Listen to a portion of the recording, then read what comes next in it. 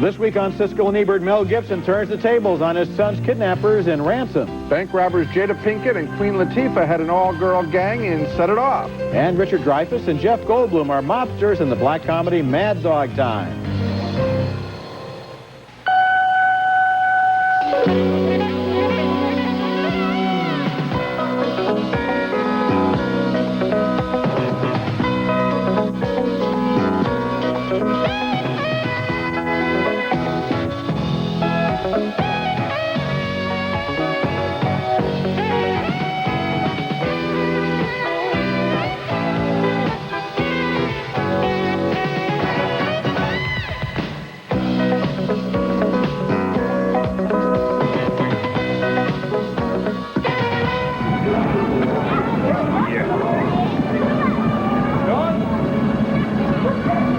Mel Gibson's young son has just been kidnapped in Central Park, and that scene from Ransom, one of the 5 new movies this week on Siskel and Ebert. I'm Gene Siskel of the Chicago Tribune. And I'm Roger Ebert of the Chicago Sun-Times. Mel Gibson is the reason to see Ransom because he gives a strong performance in a movie that is otherwise not all that it could be. He plays a maverick airline owner whose young son is kidnapped during a science fair in Central Park. Gibson's wife, played by Renee Russo, fights panic. Sean? Sean Mullen? Please come to the judge's stand. At first, Gibson is prepared to pay the $2 million ransom asked by the kidnappers, and he's ready to follow instructions from an FBI kidnapping expert played by Delroy Lindo. We set? No! Any demands, but come on. Now, you just agree. You didn't know he's in charge. Your only priority is getting your boy back. Get your boy back. You follow me? Now, you've got to give us some time, Mr. Mullen. You have to speak to your son, ask for some sign that he's alive. Any information you can get. Then tell me he has an allergy. He has some medical condition. You want to know what kind of weather is he in? Is he indoors? Is he outdoors? Are we set? Go! The movie deliberately makes no secret of the kidnappers' identities. They're a group led by crooked police detective Gary Sinise. Yo, you get me a lawyer, all right? Get your own lawyer. The kidnappers include his girlfriend, played by Lily Taylor, and others who debate what they'll eventually do to their captain. Man, Clark, you never said nothing to me about killing no kids. You understand what is going on now? You do not joke with this kid. You don't play with him. You don't talk to him. Don't talk to my brother, He's all not right? your pet. This is real. Meanwhile, Gibson becomes absolutely convinced that the kidnappers have no intention of ever letting him see his son alive again. So he conceives a desperate plan. This is what waits for the man who took him. This is your ransom. But this is as close as you'll ever get to it. Instead, I'm offering this money as a reward on your head. The Ransom screenplay is based on a 1956 movie of the same name starring Glenn Ford. This version, directed by Ron Howard, is ambitious in the way it tries to show the kidnapping against the backdrop of Gibson's entire life. He's fighting bribery charges. He believes in doing everything himself. He has to battle with his anger. All of those elements add up to a rich performance by Gibson and a story that's entertaining without, however, being absolutely riveting. I was disappointed, for example, by the final confrontation scene between Gibson and Sinise, which I thought with better writing and editing could have generated a lot more suspense.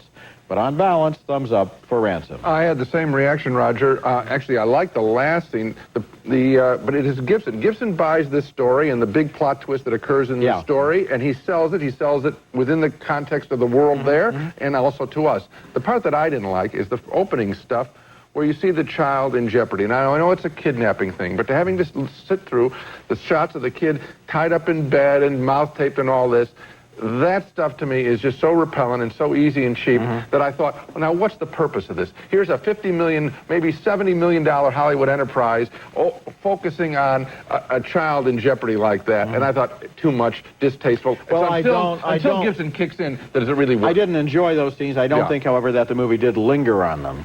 As for the end scene, which you liked, I felt that Gibson, one of the problems is it takes him too long to figure out what's going on, and there's just about 2 shots too many of his eyes narrowing as he looks over at his son and figures something out. And I felt that that scene, which was supposed to be the payoff, could have been better edited. I like that, and I like the scenes that follow that. The finish, I think, is pretty strong. Next movie, and our next one is Set It Off, a bank robbery picture where not for a second you could believe that these thieves would be successful. And not because they're women, they're just so disorganized, so theatrical. In Set It Off, 4 young women who need money and feel that by stealing it from a bank, they're just stealing it from the system, decide to pull off a job to make ends meet. The 4 of us could take a bank. If that crackhead Darnell could rob a bank, we could take a bank.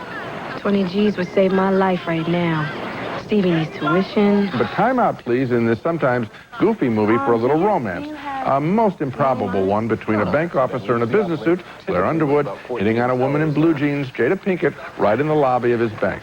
Actually, Miss Dorsey, I'm a manager in corporate banking upstairs. I don't know what these folks do down here, but when I saw you, I said to myself, I said, Self, a woman that fine, as fine as you are, and you are that fine, needs to have her own personal banker. Here's a typical robbery. They're dressed up like a cross between the Supremes and Lumberjacks, and the robbers suddenly realize they're at the wrong bank. That's plain silly. Okay, we didn't case this bank, okay? We cased Downtown Federal. They're all pretty much the same. The robberies feature cars crashing through walls, in and out of banks. That proves that Set It Off wants to be both a traditional action picture and some kind of social statement. I don't think it works very well as either. Thumbs down for me. Oh, Gene, you really missed the boat this time. And one of the problems is that all you did was just look at the plausibility of this film without touching the human elements. The economic predicament these women have, the emotional predicament, the brother, the child, the problems, the way that she's fired in the wonderful opening scene. The opening stuff of their plight is heartbreaking, what happens to them. Then we get a routine action picture to follow. First of all, it's not routine. Oh, I think it's very routine. You don't think crashing through a wall in a bank and out in the back isn't Schwarzenegger time all over again? I think that it's very well done, first of all. Secondly... What do you like how the bricks fell? You've left out the entire setup about why they have to crash through the wall. That wonderful scene involving the cops stopping the homeless man on the sidewalk so they can't get out of the bank. And then what are they going to do? And this woman thinks of something to do, and she tries to do it. You know, when you get into this movie in terms of who the people are, it really works. It's much better than the other women buddy pictures this year. It's better than The First Wives Club. It's better than Waiting to Exhale last year. It's the best of these pictures. I don't think it's better than Waiting to Exhale. Oh, yes, it is. Okay, coming up next, Richard Dreyfuss plays a demented mob boss getting back to business in Mad Dog Time. There's really no reason to, get long-winded or fancy about this. I'm loony. Vic is getting out. And he wanted me to personally thank you for keeping his girl company while he was gone. My pleasure. Vic, the big gang boss, is coming back after spending time in a mental institution, and that's of interest to his second-in-command, played by Gabriel Byrne, and his hitman, played by Jeff Goldblum, in that early scene from Mad Dog Time. And because it is still early in the movie, it's of interest to us, too, until the sinking realization sets in that every single scene in this movie is going to be more or less exactly like that one. Here's another example. As Mick the Enforcer faces down Nick, a killer, both Mick and Nick hope to take over for Vic. This is the part where you're plugging me once in the belly, but then you're going to waste 2 more shots with this shattering of the shin. Wow, wouldn't it be better to bury a bunch of bullets in my belly, and skip that second part of the first part, go right into the first part of the second part, that, the bit with the booze business, and then the blowing out of the brains bull. But that turns out not to be the real Nick. Later, Mick meets the real Nick, while Vic's girlfriend, played by Diane Lane, and Goldblum's sometimes girlfriend, played by Ellen Barkin, look on. No! Stick it in! Nick!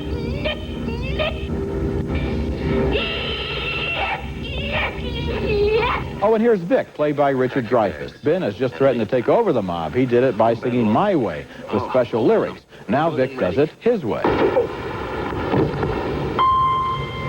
I judge a man's life by the way he dies, Ben. Your life was one note. Mad Dog Time starts out with the information that it takes place in a parallel world on the other side of the universe. That's not far enough away for me. Scene after scene simply consists of characters standing around and talking tough before somebody gets shot to death. How in the world did anyone think this would be watchable, let alone entertaining? This movie is a humorless, witless exercise in pointlessness and a complete waste of the time and talent of the big cast of big names. I was shocked by this film. Absolutely true. In fact, I think we'll be referring to this film in January when we do that list. The worst list of the year. Yes, I think it will have a place of honor on that list. I was kind of stunned, too. Richard Dreyfuss is listed as one of the executives involved in this, a producer of some sort in this picture. what did he find in this material? I don't have a clue. Did he like walking through as some kind of mafia don who's, you know, had mental problems and just getting out? Did he like walking through in a bathrobe? What drew all these other talents? These are big talents. These are quality actors. I have no idea. Maybe they all got hallucinating after a screening of Usual Suspects and thought this screenplay had some similarity to it. I would have loved to have been at the pitch meeting. Okay. I would have loved to hear the pitch. I want to put it... Somebody's going to spend millions of dollars on this picture. What do you tell them? Okay. How can you convince them there's anything in this movie that anybody wants to see? I'm going to tell you, I think you put your finger on it when you said Usual Suspects, and I'm going to cite Reservoir Dogs. I think this is a bunch of 40 to 50-year-old guys thinking, hey, here's the way the world's going with Tarantino, so we're going to make one too. It'll work. This is what people want, and they have sold themselves out and leave us with a bum movie. Coming up next, Nick Nolte works for America but talks like a Nazi. Whose side is he on? Mother Night is next.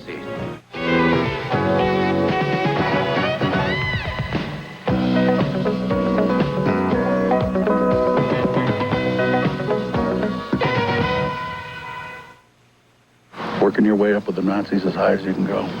To do this right, you'll have to commit nothing less than high treason. That's Nick Nolte as an American writer being solicited by American intelligence officer John Goodman to pose as a Nazi sympathizer and infiltrate the German high command in Mother Night, a well-meaning but largely ineffective film that proves it's not easy to translate complex novels into film, especially ones rife with irony. Based on Kurt Vonnegut's 1961 novel, Mother Night, has Nolte's character simply accepting the offer to spy and suddenly becoming very popular as an anti-Semitic hate-monger, giving radio pep talks in Germany during the Third Reich. He's shockingly good at his propaganda, as his German father-in-law tells him.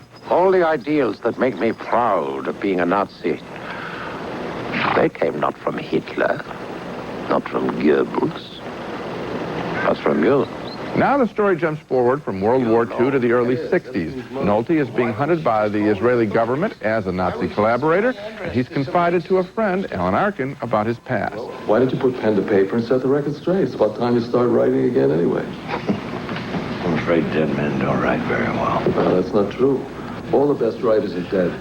Nolte's character also draws American hate-mongers as admirers, and here's where director Keith Gordon really loses control of his movie, not realizing that the most colorful characters in his picture are haters who make their venom seem so robust. Please, allow me to introduce you to my bodyguard, August Krafthauer, Vice Bundesführer Emeritus of the German-American Bund. Great pleasure, Mr. Campbell. And my secretary, Father Patrick Healy, former chaplain of the Detroit Gun Club. What is the difference between a pretend hater and a real hater, this film asks. A better adaptation of the novel would have made this point quicker, maybe dropped some of the wild satire, and challenged Nolte's character more. As it now plays, Mother Night is guilty of what it condemns, romanticizing hate. I am inclined to agree with you, Gene. I feel that you would have to have read the book and give this movie a lot of thought to be sure what it was trying to say. It is a confused and murky film that deals with very serious subjects in a way that it isn't really clear about. Now, Nolte is very good in the film. He gives a very good performance. It's a shame that this material wasn't focused and aimed in such a way that it got to the point that Vonnegut wanted it to get to instead of meandering around in some very confusing areas. It took a very good director, George Roy Hill, I believe, to do Slaughterhouse-Five, another Vonnegut story, and I just don't think Keith Gordon and his screenplay adaptation are equal to that. When we come back, Christopher Walken and Chris Penn are mobsters looking for revenge in The Funeral. Abel Ferrara is one of the most interesting directors now at work and one of the bleakest. He makes cop movies like The Shocking Bad Lieutenant and vampire movies like The Despairing The Addiction. His movies make most film noir look like shades of gray. And now here's his new film, The Funeral, which begins with the death of the youngest of three brothers in a New York mafia family. We see the victim in this flashback, played by Vincent Gallo. He's brought home the wife of a rival gangster and gets a chewing out from his older brother, played by Chris Penn, who won the Best Supporting Actor Award at the Venice Film Festival. Wait till he finds out we torched the store. Wait till he finds out. What do you think he's going to do when he finds that out? This is nothing here. Johnny, this is nothing. Nothing. What are you trying to do? What am I trying to do? What am I trying to do? Are you selling your soul? Stop it! Stop it! Stop it! You know what you back off! That's Isabella Rossellini as Penn's wife. The oldest brother in the family, played by Christopher Walken, vows revenge after the murder and argues about that with his wife, played by Annabella Sciorra. You want to get deep on it? All them Catholic scholars say everything we do depends on free choice. But at the same time, they say we need the grace of God to do what's right. I'll follow that, Gene. If I do something wrong, it's because God didn't give me the grace to do what's right. Walken is a seasoned movie tough guy and proves it with his calm command when he confronts Benicio del Toro as the man who maybe committed the murder. We should be taking over the Ford Motor Company instead of shooting each other. But I understand what the problem is. It's people like you. You can't be trusted. You are not trustworthy. It's the flaw in a criminal character. If you did not kill the kid, who did? I don't know so. But at this point, I almost wish I had. The funeral is tough, dark, and despairing, capturing its 1930s Depression era. It's not about action and not about revenge. It's philosophical about the way that the code of the gangsters requires someone to die almost as a matter of bookkeeping. I thought the ending of the film was unnecessarily murky. I'm not sure I really completely understood exactly what happened, but I like the mood and the look and the performances in the funeral. The performances are fine, but I thought that the script was wildly overwritten, purple, and I know that I'm not saying that people in the mob profession can't have insight and can't have linguistic skills, but I thought that this was pretty much operatic kind of language. We just heard it and all, and I didn't buy it at that level. I don't have a clue either as to what the film is ultimately about. Well, that's strange, because I can't tell you exactly who killed a brother. I just can't. I'm not quite sure. I know who I think killed a brother, but I'm not sure. My intuition is probably not interested. I think he wants to say something about the way families operate. I like that part of it. I like Walken's intellectualizing of the violence and talking about what he had to do. It seems so modern and contemporary against the period that's being here that I thought it really worked at cross purposes. Coming up next, our video pick of the week featuring a performance I think is worthy of Oscar consideration, but I just know she's not going to get it. Oh, what have I done? Siskel and Ebert's video pick of the week is brought to you by Raisinets. At the movies or anytime, Raisinets. My video pick this week is I Shot Andy Warhol, featuring the gutsy actress Lily Taylor in the unlikable role as Valerie Solanas, the bitter feminist who in the 1960s founded a group called Scum, the Society for Cutting Up Men, and actually shot and wounded artist Andy Warhol because he wouldn't take her seriously as a writer. I have like an hour's worth on tape here, you know, and I was just wondering, maybe you could do like a monologue for me. No, I mean, I can't just monologue like that. I mean, I need a stimulating person like yourself, to talk to. I can just do it on my own. Oh, come on, Valerie. You say something dirty. That's so easy for you.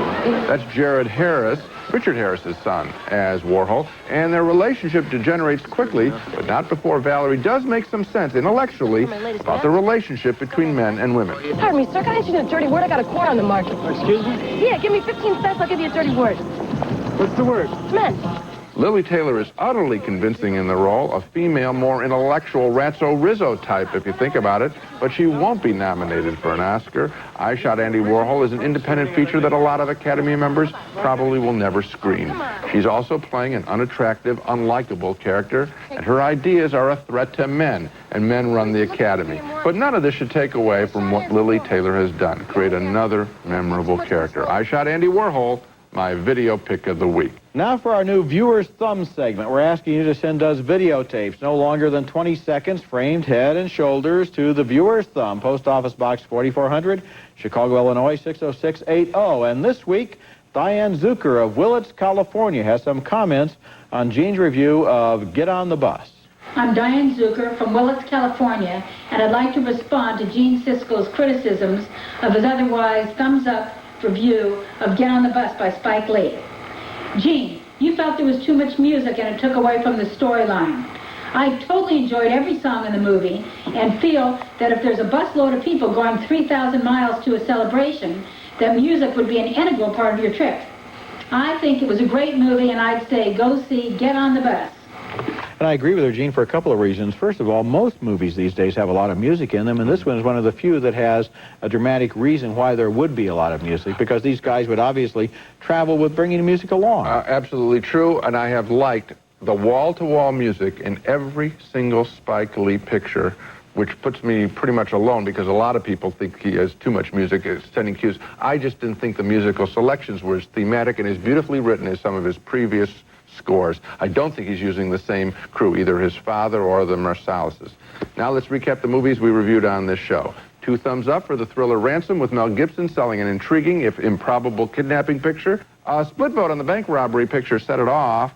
I thought much of it was just plain silly and not worthy of the interesting characters created. Roger thought the film was a big success on many levels. 2 thumbs down, way down for the idiotic Mad Dog Time. And 2 thumbs down for Mother Night. And finally, a split vote on The Funeral.